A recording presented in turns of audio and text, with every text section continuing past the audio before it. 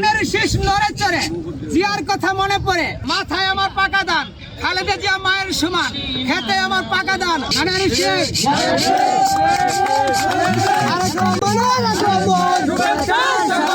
আমি ফুলবাড়িতে পায়ে হাইটে আসছি, ফুলবাড়িতে পায়ে হাইটে আসছি 40 কিলোমিটার।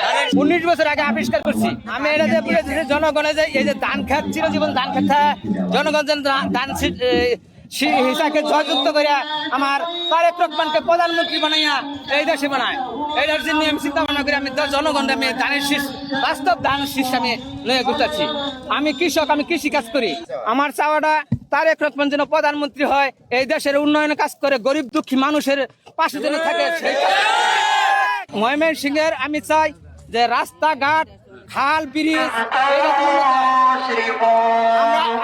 আমরা কৃষক মানুষ, আঙ্গর ফসল ক্ষয়ক্ষতি হয়, পানির অভাবে ফসল করতে পারি না, পানি বন্যায় খায়। এই জন্য আমরা তারেক রহমানের কাছে